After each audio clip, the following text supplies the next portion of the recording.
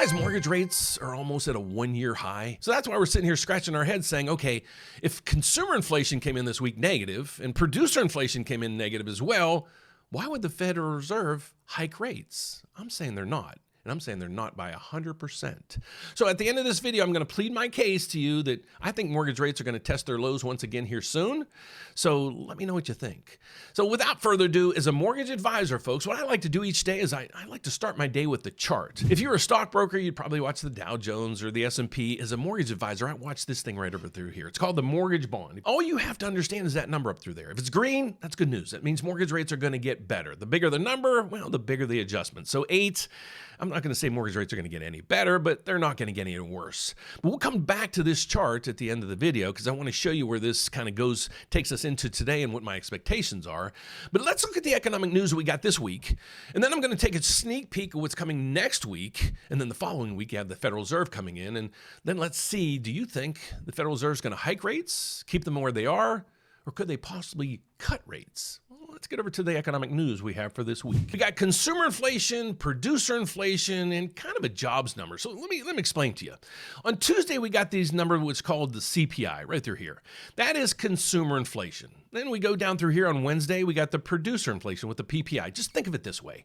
The C on the front of that is consumer.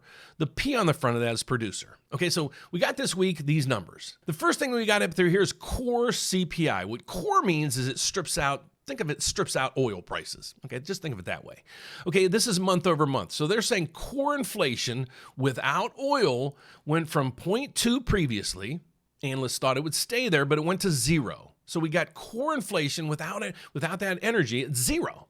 But here's the interesting thing. Now we have the CPI. Basically what they do is they take a basket of stuff like gasoline and food and tickets to concerts and things like that, and they put a price on it. And then they continually watch that price, things that you and I pay for. So they're saying month over month, the reading went from 0.5. They thought it would go negative. It surely went negative. It went negative 0.4, almost a 1% drop month over month. Now, why are we focusing on month over month?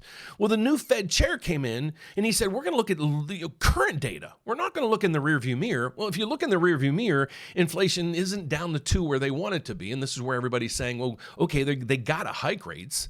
So if you look at year over year, last reading was 4.2. They thought it would drop to 3.8. It's 3.5. It's not at 2, but it's still going in the right direction if we look at month over month. But then we looked at the next day, we looked at producer inflation. Okay, what we got there, month over month, that's what we want to focus in on. Because if you're thinking, okay, if prices are going to go up, the first place they're going to go up is on the producer side, right? Well, if you look at producer prices month over month, we went from 0.6, it was supposed to flatline to 0, to negative 0.3. Again, almost a 1% drop in inflation. So now you're thinking, okay, well, how about the jobs market? We know the jobs are low hire, low fire. That's been going on for the last 3 or 4 years with an unemployment rate at 4.2, which is historically low. So if you look at this data, you're thinking, okay, why would the Federal Reserve hike? Well, let's look at the data we got coming next week, and that's the data right before where the Federal Reserve comes out and tells us what they're going to do. So if we look at next week, we're going to have on Monday, U.S. leading indicators. That's not going to really give us much of anything. We're going to an ADP jobs report. It's probably going to be around 20,000. That's how it's been for the last 3, 4, 6 months. You go to Wednesday, we're going to have 20-year bond auctions telling us nothing. Thursday, initial jobless claims and continued claims. Unless any of these are really out of the ordinary, it's really not going to do anything. And then down through here, you're going to get basically housing data, which isn't going to really affect the Fed at all. So what's the Federal Reserve going to do when they come to the next meeting? Well, a great question. So folks, my name is Dan Frio. I'm actually a licensed mortgage loan officer in all 50 states as well as Puerto Rico. My slogan's this. It's one application, one credit pool. We're going to compare your loan with 30, almost 40 different lenders. And the reason why is, do you realize all these lenders have different programs? They have different rates. Some of them might even have specials. Like this month, we have 2 or 3 lenders that have down payment assistance. So if you need some help trying to get a mortgage to buy that first house or looking to refinance, love to help you out. If you're a client of ours and you just put a house under contract, here's what I'm advising you to do. Lock it in. I don't know where oil is going to go over the weekend. I don't know where oil is going to go next. So as we're getting contracts in, we're locking in. But if you're looking to build or buy down the road, got a lot of people, it's like, okay, we're in construction, we're closing at the end of the year. Should I freak out? No, watch 2 things for me. 1, watch oil. Oil's going to determine where everything goes. The other thing is subscribe down there.